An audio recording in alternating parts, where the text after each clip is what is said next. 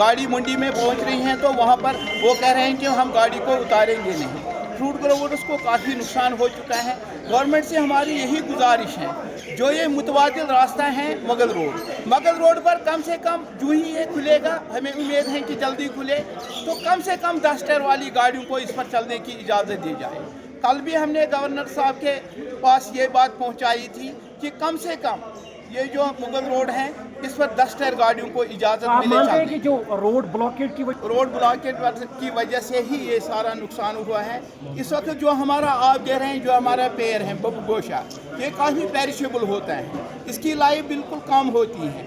ये जो हमारी जितनी भी गाला वेराइटीज़ हैं उनकी भी जो सेल्फ लाइफ है वो बहुत कम होती है। जब वो 10-12 दिन के लिए वो यहाँ पर माल रुक गया है, वो रॉटन होकर आगे वाले मंडियों में पहुँच गया है।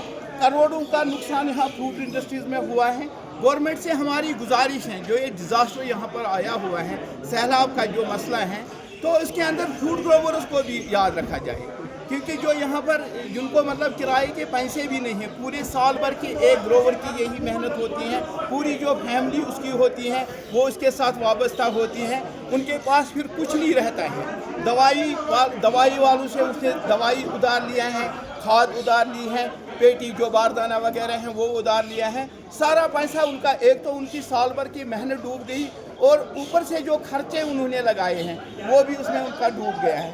तो हम LG इंतज़ामिया और उमर अब्दुल्ला साहब से यही गुजारिश करना चाहेंगे, डिज़ास्टर जो ये हुआ है इसके अंदर फ्रूट ग्रोवर्स को याद रखा जाए।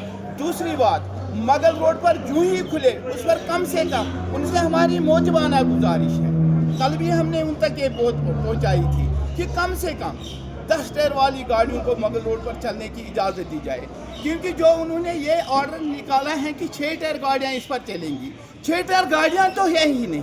जब ये गाड़ियाँ ही नहीं हैं तो हम भरेंगे क्या इस वक्त? इसलिए हम गुजारिश करनी है, फ्रूट सीज़न बड़े पीक पर है, तो आने वाले दिनों में इसके अंदर और इजाफा होगा। यही गुजारिश है कि 10 टायर वाली गाड़ियों को मगल रोड पर चलने की इजाज़त